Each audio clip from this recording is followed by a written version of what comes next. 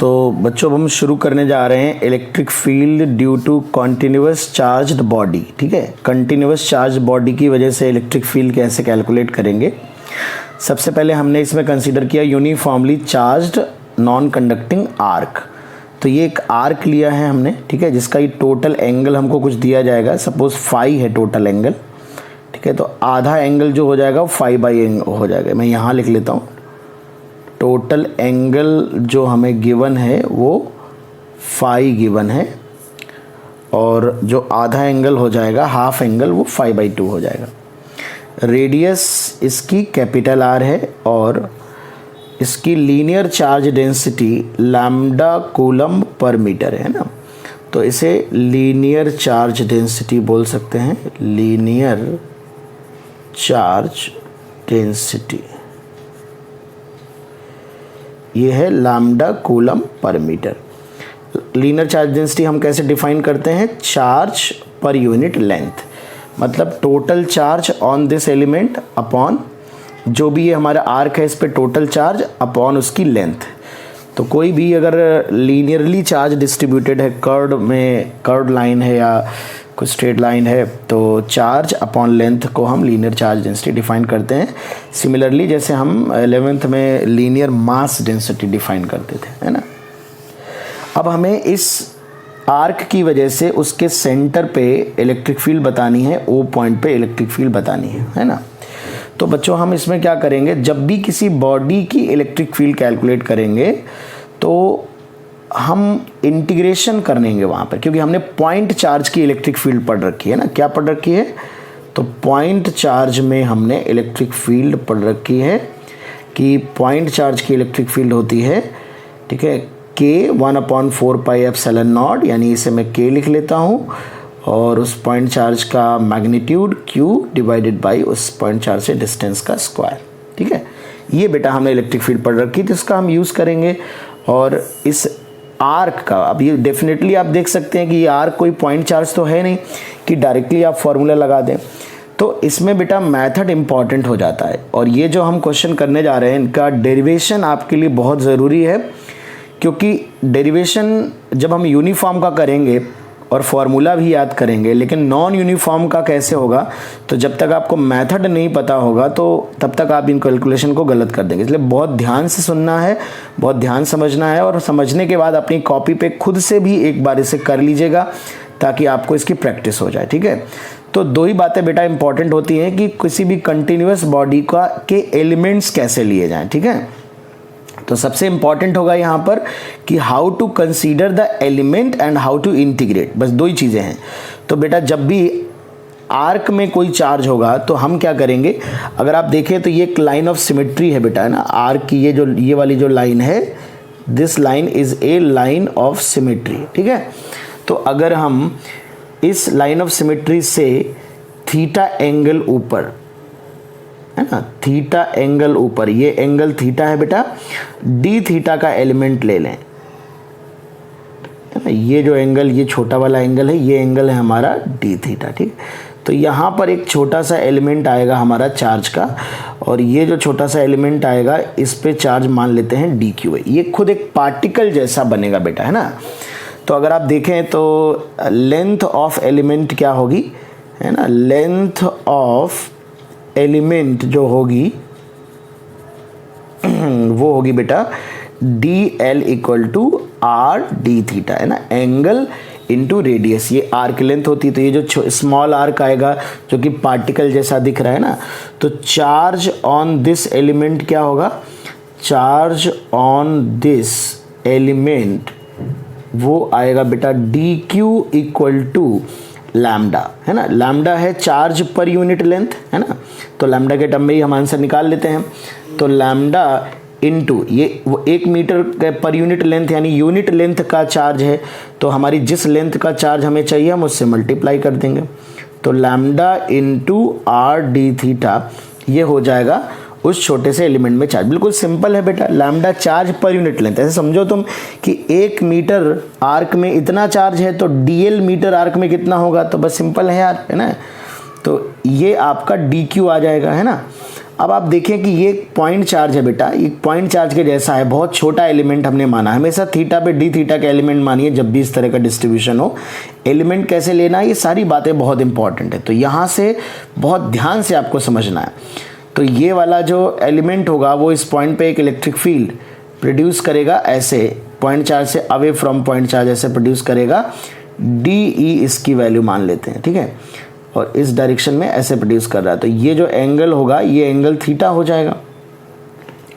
अच्छा, अब अगर आप यहाँ पे सिमिलरली देखें कि जिस तरह का एलिमेंट आपने ऊपर लिया है बिल्कुल उसी तरह का एलिमेंट आपको थीटा एंगल नीचे भी मिलेगा डी थीटा के एंगल पे, जिसकी इलेक्ट्रिक फील्ड बिल्कुल सिमिलर इलेक्ट्रिक फील्ड जो होगी वो डी ई इस तरह से होगी, और ये एंगल भी थीटा होगा।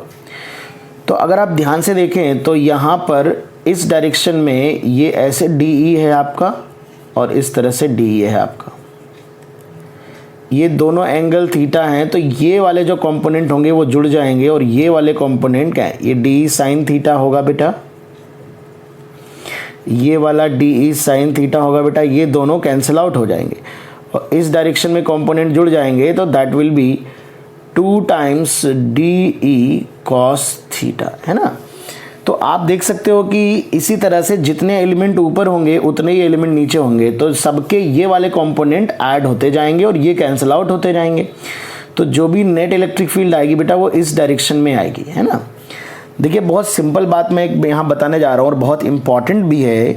कई बार आप बच्चे सोचते हैं कि अगर मैं इस छोटे से एलिमेंट की इलेक्ट्रिक फील्ड लिखूँ, फिर मैं बताता हूँ, तो छोटे से एलिमेंट की इलेक्ट्रिक फील्ड होगी के, यानी 1/4 pi epsilon naught D Q divided by R square. ये वैल्यू होगी इस पॉइंट पे, क्योंकि यहाँ से डिस्टेंस आर हो जाएगी, और इसकी वैल्यू अगर मैं पुट कर दूँ तो k lambda R D theta divided by R square, एक आर से आर कट जाएगा, that is k lambda D theta divided by are.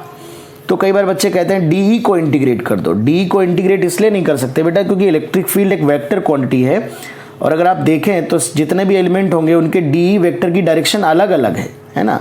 यहाँ पर अगर आप देख लीजिए तो यहाँ अगर सेंटर है ये हमारा, तो इसकी डी ई की डायरेक्शन ये होगी, इसकी डी ई की डायरेक्शन ये होगी, इसकी डी की डायरेक्शन ये होगी, इसकी डी की डायरेक्शन ये होगी, इसकी ये। तो ये जो वेक्टर आ रहे हैं यहाँ पे कुछ इस तरह से वेक्टर आ रहे हैं बेटा, तो ये सारे वेक्टर सेम डायरेक्शन में नहीं है, तो you can not integrate simply, है ना। इंटीग्रेशन का मतलब सिंपल स्केलर एडिशन समझिए बेटा, है ना। तो ये सारे वेक्टर चूंकि सेम डायरेक्शन में नहीं है, तो डी जितने भी डी मैग्नीट्यूड होगा वो मैग्नीट्यूड डायरेक्टली थोड़े ना ऐड हो जाएगा कि आप डी को इंटीग्रेट कर दें। तो ऐसे सिचुएशन में कंपोनेंट लेके इंटीग्रेट करेंगे, उन कंपोनेंट को इंटीग्रेट करेंगे जो कंपोनेंट हमारे डायरेक्टली ऐड हो रहे हैं। तो आप देख सकते हैं कि डी कॉस थीटा हमारे ऐड हो रहे हैं और D sine theta cancel out हो रहे हैं। तो ऐसे यहाँ पर बहुत सारे एलिमेंट होंगे और ये भी, तो सबके डी कॉस थीटा ऐड हो जाएंगे। तो हम डी ई कॉस थीटा को यहाँ पे इंटीग्रेट करेंगे, that will give us the net electric field, जिसकी डायरेक्शन इस लाइन ऑफ सिमेट्री के अलॉन्ग होगी, इस डायरेक्शन में होगी नेट इलेक्ट्रिक फील्ड बेटा, है ना। तो चलिए अभी हम डायरेक्शन बाद में देख लेंगे। तो नेट इलेक्ट्रिक फील्ड जो हमारी होगी, this is your integration of D E cos theta. अब आप देखिए यहाँ पर दो बातें आती हैं। अगर आप सिर्फ डी कॉस थीटा को ले रहे हो, मतलब आपने सिर्फ एक कंपोनेंट लिया डी कॉस थीटा, तो आप सबके डी कॉस थीटा आपको कंसीडर करने हैं। तो -5/2 से अगर आप यहाँ पे एंगल जा रहे हैं, तो ये जो एंगल है, आधा एंगल, हाफ एंगल, वो 5/2 होगा। This half angle is 5/2। तो अगर इस लाइन से आपने ऊपर की तरफ एंगल लिया है, तो इस वाली बाउंड्री, इस एलिमेंट का जो एंगल होगा वो अपोजिट डायरेक्शन में होगा। तो -5/2 से +5/2 तक लिमिट जाएगी बेटा, -5/2 से +5/2। अब कुछ बुक्स में या कुछ लोग ये कहते हैं कि सर हम 2d cos थीटा को क्यों ना इंटीग्रेट करें। अगर हम 2d cos थीटा को इंटीग्रेट कर रहे हैं तो 2d cos थीटा का मतलब है आपने ऊपर और नीचे वाले एलिमेंट के साथ साथ आपने ऐड कर दिया है। तो आपने अगर पहले ही डबल कर लिया, यहाँ पे डबल कर लिया 2d cos थीटा, तो फिर आप -5/2 से लिमिट बेटा -5/2 + 5/2 नहीं जाएंगे, क्योंकि आपने 2 पहले कर लिया, मतलब ऊपर और नीचे का आपने जितना ऊपर वाले का है उतना ही नीचे वाले का है, और डबल पहले कर दिया, तो आप सिर्फ लिमिट 0 से 5/2 लगाएंगे, 0 से 5/2, और 0 से 5/2 करने से क्या होगा, और 2 टाइम्स आपने कर दिया है, तो जितना 0 से 5/2 का होगा उतना ही -5/2 से 5 का होगा, जो x कॉम्पोनेंट होगा यहाँ पे, है ना। तो जब डबल कर देंगे तो लिमिट को फिर आप पूरा नहीं लगाएंगे यहाँ से यहाँ तक, नहीं तो 2 टाइम्स आ जाएगी इलेक्ट्रिक फील्ड। तो दो बातें हैं, या तो 2d cos थीटा कर लीजिए और लिमिट 0 से 5/2 कर लीजिए, और या फिर सिंपल d cos थीटा रखिए लेकिन लिमिट -5/2 से +5/2 रखिए, ठीक है। आप इसे कैलकुलस में अगर थोड़ा इंटीग्रेशन जानते होंगे तो अभी आप समझ जाएंगे कि ये एक इवन फंक्शन होगा, और यहाँ पे -a से प्लस है, अगर इवन फंक्शन का इंटीग्रेशन है तो -a से प्लस है, तो it can be written as 2 times 0 से a, ठीक है। चलिए तो मैं इसके इलेक्ट्रिक फील्ड कैलकुलेट करता हूँ। तो ये d की वैल्यू हम लोग रख देते हैं, तो it is k lambda cos theta d theta divided by r -5/2 से +5/2 तुम्हारी लिमिट हो गई। तो बेटा इलेक्ट्रिक फील्ड यहाँ से आ जाएगी, क्या आएगी इलेक्ट्रिक फील्ड, चलो इंटीग्रेट कर लेते हैं। तो k लैम्डा बाई r बाहर आ जाएगा, cos थीटा का इंटीग्रेशन होगा sin थीटा, इट इज़ -5/2 से +5/2, तो लिमिट पुट कर देते हैं k lambda by r sin 5/2 minus sine -5/2 तो sine of minus theta minus sine theta होता है, तो ये माइनस माइनस प्लस हो जाएगा, तो इट विल बिकम 2 टाइम्स, तो 2k lambda by r sin 5/2।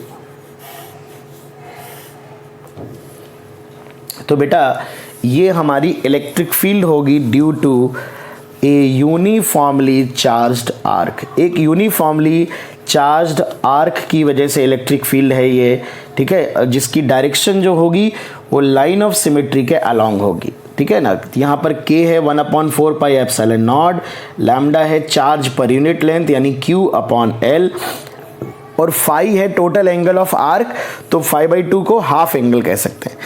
कई बार बुक्स हाफ एंगल को ही फाई मान लेती हैं, तो sine 2k lambda by r sine phi लिख देते हैं, तो कंफ्यूज मत होना, फाई टोटल एंगल माना है हमने, तो 5/2 हाफ एंगल होगा। तो ये फॉर्मूला आपको याद करना होगा, ठीक है, और याद करने के बाद ही आप इसके क्वेश्चन कर सकते हैं, ठीक है। तो डायरेक्शन की बात अगर समझनी है तो फिर से देख लेते हैं। तो अगर कोई हमारे पास ये आर्क होगा तो ये बीचों बीच उसकी लाइन ऑफ सिमेट्री होगी। अगर ये पॉजिटिव चार्ज आर्क होगा तो इलेक्ट्रिक फील्ड की डायरेक्शन ये होगी, ठीक है, this will be the direction of electric field. Line of symmetry के अलॉन्ग होगी, पॉजिटिव चार्ज है तो सेंटर पे अवे फ्रॉम चार्ज होगी बेटा। और अगर निगेटिव चार्ज है हमारे पास तो सेंटर पे इलेक्ट्रिक फील्ड जो होगी वो टूवर्ड्स द चार्ज होगी, इस डायरेक्शन में होगी, बट होगी लाइन ऑफ सिमेट्री के अलॉन्ग ही। तो इस पे अब हम कुछ बहुत ही बेहतरीन एग्जाम्पल देखेंगे, एग्जाम्पल सॉल्व करेंगे, ठीक है। तो चलिए कुछ एग्जाम्पल हम लोग इस पे देख लेते हैं कि इस फॉर्मूले को कैसे अप्लाई किया जाए, ठीक है। चलिए देखते हैं कुछ फॉर्मूले कैसे अप्लाई होते हैं। तो पहला हम एग्जाम्पल देख लेते हैं इस पे। तो बेटा सबसे पहले मान लेते हैं एक बहुत ही सिंपल क्वेश्चन आया था जेई मेन में, उन्होंने एक सेमी सर्कुलर आर्क दिया था, semi circular arc,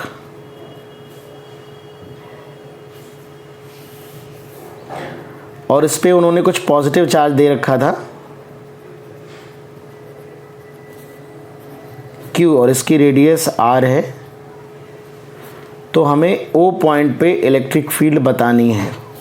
O point पे इलेक्ट्रिक फील्ड, तो O पॉइंट पे इलेक्ट्रिक फील्ड कैसे लिखेंगे चलिए देख लेते हैं। तो एक बिल्कुल सिंपल फार्मूला आप यूज़ करेंगे। तो पहले तो डायरेक्शन आप डिसाइड कर लीजिए, पॉजिटिव चार्ज है तो लाइन ऑफ सिमेट्री के अलॉन्ग इस डायरेक्शन में इलेक्ट्रिक फील्ड होगी। लैम्डा की वैल्यू आपको निकालनी है, तो चार्ज पर यूनिट लेंथ है आपका लैम्डा, तो यहाँ पे लैम्डा को हम लिख सकते हैं टोटल चार्ज Q गिवन है, और इसकी जो लेंथ होगी वो हाफ सर्कमफ्रेंस होगी पाई r, ठीक है। तो ये लैम्डा की वैल्यू बेटा आ जाएगी, और यहाँ से फिर हम इलेक्ट्रिक फील्ड की मैग्नीट्यूड लिख सकते हैं, that will be 2k lambda by r sine 5/2, पूरा एंगल 5 होता है, तो 5 की वैल्यू जो है वो 180 डिग्री या पाई रेडियन कह सकते हैं, तो इलेक्ट्रिक फील्ड की वैल्यू 2k और लैम्डा की वैल्यू लिख ली हमने ये बाई आर, लैम्डा की value q upon pi R, और ये साइन 90 डिग्री 1 हो जाएगा, तो ये हो जाएगा 2kq upon pi R square. अगर मैं इसकी वैल्यू 1/4 पाई एप्सिलॉन नॉट लिख दूंगा तो ये 2q upon 4 pi epsilon not और पाई आर स्क्वायर, तो ये पाई स्क्वायर हो जाएगा, पाई स्क्वायर आर स्क्वायर। ये वैल्यू आपकी कैलकुलेट होके बेटा आ जाएगी, ठीक है ना। तो इस तरह से आप सिंपल कैलकुलेशन कर सकते हैं कि किस तरह से आप इलेक्ट्रिक फील्ड निकालेंगे। चलिए एक एग्जांपल और देख लेते हैं हम लोग।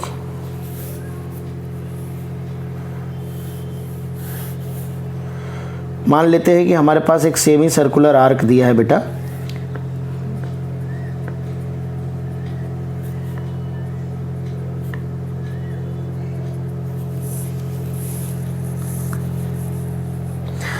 और सेमी सर्कुलर बेटा आर्क दिया है, और इस सेमी सर्कुलर आर्क में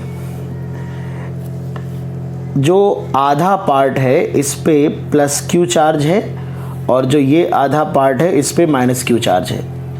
तो अब हमसे कहा जाता है कि O पॉइंट पे इलेक्ट्रिक फील्ड बताइए कि O पॉइंट पे इलेक्ट्रिक फील्ड कितनी होगी। तो यहाँ पर दोनों की वजह से हमें अलग अलग कैलकुलेट करना है, but equal and opposite charge है और रेडियस r है ना, रेडियस r गिवन है इसकी। तो सबसे पहले हम क्या करेंगे, पॉजिटिव की वजह से और नेगेटिव की वजह से अलग अलग कैलकुलेट करेंगे। तो अगर हम नेगेटिव को देखें तो नेगेटिव की जो लाइन ऑफ सिमेट्री होगी बेटा वो ये लाइन ऑफ सिमेट्री होगी, तो इस डायरेक्शन में इलेक्ट्रिक फील्ड होगी नेगेटिव की वजह से E। तो नेगेटिव की वजह से जो E होगी that will be 2k lambda by r, ठीक है, और साइन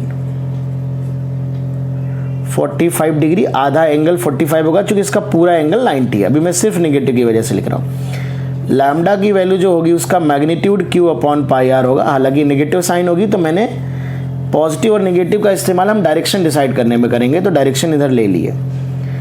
सिमिलरली पॉजिटिव की वजह से ये नेगेटिव की वजह से होगी, और जो पॉजिटिव वाले की वजह से होगी ये 2k लैम्डा, लैम्डा उसका भी सेम होगा बेटा, बट साइन अपोजिट होगा, है ना। तो साइन अपोजिट होगा तो इसकी जो लाइन ऑफ सिमेट्री होगी वो ये होगी, और इसकी वजह से इलेक्ट्रिक फील्ड इधर की तरफ आएगी, और सेम मैग्नीट्यूड होगा। ये एंगल 45 डिग्री होगा, ये एंगल भी 45 डिग्री होगा, है ना। तो यहाँ पे आप कह सकते हैं कि जो E पॉजिटिव होगा वो भी सेम होगा, साइन 45 डिग्री। तो जो रिजल्टेंट इलेक्ट्रिक फील्ड आएगी यहाँ पे आप देखिए, तो एक इलेक्ट्रिक फील्ड E इस डायरेक्शन में है, एक इलेक्ट्रिक फील्ड E इस डायरेक्शन में है, तो रिजल्टेंट जो आएगा ये 45 इस डायरेक्शन में रिजल्टेंट इलेक्ट्रिक फील्ड आएगा। E cos 45 plus E cos 45, 2E cos 45 आएगा, दैट इज √2E। और ये वाले जो कंपोनेंट होंगे वो कैंसिल आउट हो जाएंगे बेटा, है ना, कैंसिल आउट हो जाएंगे।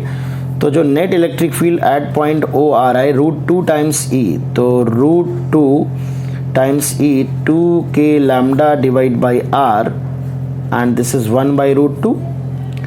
तो यहाँ पे अगर आप देखेंगे तो √2 से √2 कैंसिल आउट हो जाएगा, तो EO will be equal to 2k lambda, तो 2k बाई r, और लैम्डा को लिख सकते हैं यहाँ पे, लैम्डा की वैल्यू क्या लिखेंगे, q अपॉन पाई आर। यहाँ ये गलत लिखा हुआ है, ध्यान से देख लो, q अपॉन पाई आर नहीं होगा, q upon pi R by 2 होगा, है ना, क्योंकि इतना सिर्फ लेंथ ले रहे हैं। तो यहाँ पर 2q अपॉन पाई आर आ जाएगा, तो 2q upon pi R, it is 4kq upon pi R square. This is the net electric field at point O। तो O पॉइंट पे बेटा ये नेट इलेक्ट्रिक फील्ड हो जाएगी, ठीक है ना। तो O पॉइंट पे नेट इलेक्ट्रिक फील्ड हमारी कैलकुलेट होके आ जाएगी, ठीक है। तो बच्चों एक और सिमिलर क्वेश्चन देख लेते हैं। एक ये नॉन कंडक्टिंग सर्कुलर रिंग है, रेडियस r है, आधे पे प्लस q चार्ज है और हाफ पे माइनस q चार्ज है। सेंटर पे नेट इलेक्ट्रिक फील्ड हमें कैलकुलेट करनी है। तो बहुत ही सिंपल सा एग्जांपल है, आप खुद से ट्राई कर लीजिए इसको, 1 मिनट में सॉल्व हो जाएगा, ठीक है। मैं बस फॉर्मूले प्रैक्टिस की वजह से क्वेश्चन दे रहा हूँ। तो सेंटर पे इलेक्ट्रिक फील्ड बतानी है आपको, तो पॉज कर लीजिए और पहले इसको सॉल्व कर लीजिए, फिर 1 मिनट बाद आप देख सकते हैं। तो चलिए देखते हैं। तो यहाँ पर बेटा पॉजिटिव चार्ज की वजह से जो इलेक्ट्रिक फील्ड की डायरेक्शन होगी वो डायरेक्शन होगी आपकी इस तरफ डायरेक्शन होगी, और नेगेटिव की वजह से भी अवे फ्रॉम चार्ज होगी, सेम डायरेक्शन में होगी। ठीक है, चूँकि सिमेट्रिकल चार्ज है, ठीक है ना, दोनों पे चार्ज इक्वल है। चलिए मैं कोई डिफरेंट चार्ज कर देता हूँ, इसका चार्ज कर देता हूँ 2q -2q। तो माइनस साइन का इस्तेमाल अब हम नहीं करेंगे चूँकि उसको हमने डायरेक्शन में यूज़ कर लिया है। तो इसकी चार्ज डेंसिटी अगर λ1 है, इसकी λ2 है, तो λ1 होगा q/πr और λ2 होगा 2q/πr। ठीक है, तो ये जो लेंथ है ये πr है और ये लेंथ भी πr है। दोनों डायरेक्शन सेम डायरेक्शन में है तो ऐड हो जाएंगी डायरेक्टली, तो ये हो जाएगा E1 + E2 in the same direction. तो ये आ जाएगा 2k λ1/r sin 90 डिग्री, क्योंकि ये पूरा एंगल 180 डिग्री होगा बेटा दोनों तरफ, दोनों का, तो हाफ एंगल 90 डिग्री हो जाएगा। और ये जो सेकंड आएगा this is 2k λ2/r sin 90 degree. तो जो O पॉइंट पे इलेक्ट्रिक फील्ड आएगी, ये इलेक्ट्रिक फील्ड कितनी आएगी, तो ये वैल्यू पुट कर लीजिए 2k/r, ये आ जाएगा λ1 + λ2, तो q/πr + 2q/πr है ना, 2k/r कॉमन आ जाएगा, तो इट इज़ 6kq/πr²। ठीक है, तो k की वैल्यू चाहें तो आप 1/4πε0 रख सकते हैं। तो इस तरह से आप कुछ कैलकुलेशंस कर सकते हैं, और कुछ कैलकुलेशन आपको हम असाइनमेंट देंगे उसमें मिलेंगे, तो आप वो कैलकुलेशन करिएगा। ठीक है, तो ये आर्क की इलेक्ट्रिक फील्ड हो गई। नेक्स्ट वीडियो में we will discuss non uniform arc. ये यूनिफॉर्मली चार्ज आर्क है। देखिए इसके फॉर्मूले आप याद कर सकते हैं बेटा, लेकिन ये मेथड बहुत इंपॉर्टेंट है कि प्रूविंग कैसे हुई थी फॉर्मूले की। क्यों इंपॉर्टेंट है, क्योंकि इलेक्ट्रो में नॉन यूनिफॉर्म के क्वेश्चन बहुत बनते हैं, और नॉन यूनिफॉर्म में आपको फॉर्मूले काम नहीं आएंगे, मेथड पता होना चाहिए कि एलिमेंट कैसे लिया था, इंटीग्रेट कैसे किया था, तभी आप नॉन यूनिफॉर्म का भी कर पाएंगे, नहीं तो आपके क्वेश्चन गलत हो जाएंगे। ठीक है, तो आई होप आप मेथड भी, फॉर्मूले के साथ साथ मेथड भी याद रखेंगे कि कैसे आपने किया था। ओके बच्चों।